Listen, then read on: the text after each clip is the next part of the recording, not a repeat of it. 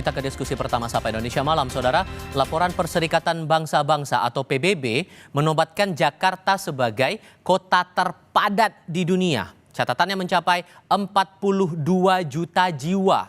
Angka itu mengalahkan jumlah penduduk kota besar di Tiongkok dan India.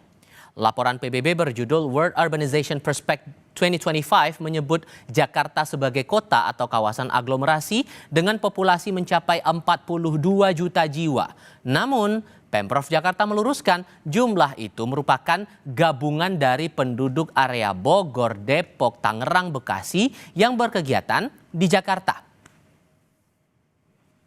Bahwa 42 juta yang dimaksud adalah yang beraktivitas sehari-harinya di Jakarta, yang artinya adalah pendatang atau komuter yang datang dan pergi di pagi hari dan sore hari atau malam hari untuk bekerja, berkegiatan, bersekolah, dan melakukan kegiatan-kegiatan lain. Artinya jumlah tersebut termasuk dengan penduduk di luar Jakarta atau Bodetabek dan sekitarnya lagi yang memang berkegiatan di Jakarta. Namun sampai hari ini menurut data Dukcapil jumlah penduduk Jakarta adalah 11 juta jiwa. Laporan PBB yang dirilis pada pertengahan November lalu mengungkap Jakarta berada pada urutan pertama dengan jumlah penduduk terbanyak di dunia, yakni mencapai 42 juta jiwa. Sedangkan ibu kota Bangladesh, Dhaka, berada pada urutan kedua dengan jumlah 37 juta jiwa. Posisi disusul Tokyo dengan 33 juta jiwa serta New Delhi dan Shanghai dengan jumlah penduduk 30 juta jiwa.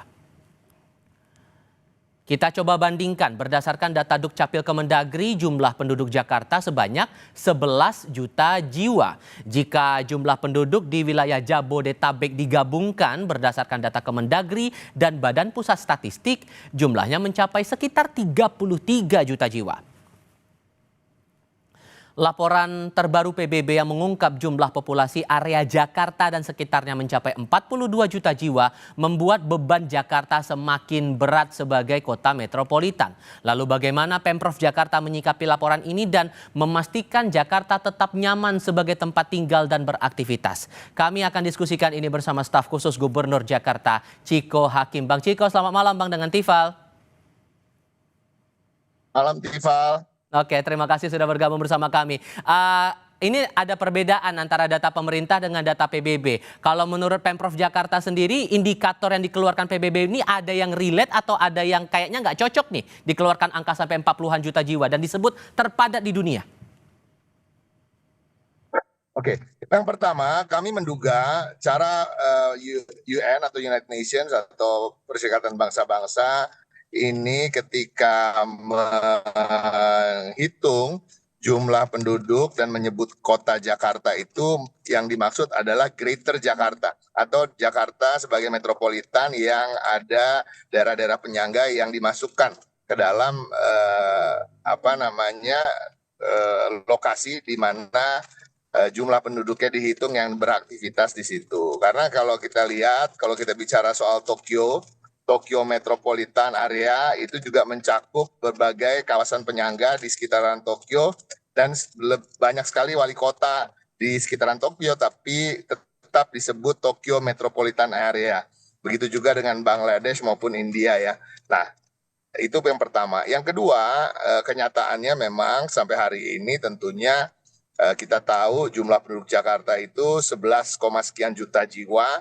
Dan itu tercatat dalam Dukcapil dan memang itulah yang resmi tercatat sebagai penduduk DKI Jakarta. Namun kita tahu kepadatan di Jakarta ini memang tidak bisa dipungkiri. Tentunya kita juga nggak bisa mengelak terkait dengan itu. Tapi kalau terkait jumlah, kami menduga cara PBB menghitung adalah menyebut Jakarta padahal yang dimaksud adalah Jakarta dengan daerah-daerah penyangga di sekitarnya, bahkan mungkin bisa sampai Cianjur gitu kira-kira begitu. Karena memang setiap harinya komuter yang datang ke Jakarta itu tidak sedikit jumlahnya dan tentunya semakin kita lihat ke depan tentunya ini bisa jadi akan semakin bertambah dan disitulah kita merasa juga bahwa memang apa-apa yang menjadi kebijakan pemerintah pusat yang akan membentuk dewan aglomerasi misalnya ini tentunya akan mempermudah bagaimana ke depan kita bisa mengelola ini semua. Sehingga implikasinya pada beban sosial dan lingkungan nih Bang. Selain dari semangat Pemprov Jakarta saat ini untuk membangun Trans Jabodetabek itu, apalagi prioritas dari Pemprov Jakarta untuk tata kelola biar sama-sama nyaman, sama-sama tenang beraktivitas di Jakarta, apalagi warga Jakarta asli yang pegang KTP Jakarta Bang. Yang pertama tentunya Jakarta tidak bisa sendirian dalam hal ini, dalam pengelolaan apa yang kita tahu bahwa kepadatan ini yang sudah menjadi luar biasa dan juga kunjungan dari masyarakat untuk bekerja setiap harinya juga tidak bisa tertahankan. Dan tentunya satu, kita nggak boleh juga melarang siapapun untuk mengadu nasib di Jakarta dan kemudian kembali ke daerah asalnya di malam hari misalnya. Tetapi satu tadi sudah disampaikan oleh Tifal, kami mengapresiasi bahwa memang Trans Jabodetabek itu salah satunya adalah untuk mengurai kemacetan, kemudian supaya masyarakat yang dari luar Jakarta ketika commuting ke Jakarta itu tidak menggunakan kendaraan pribadi.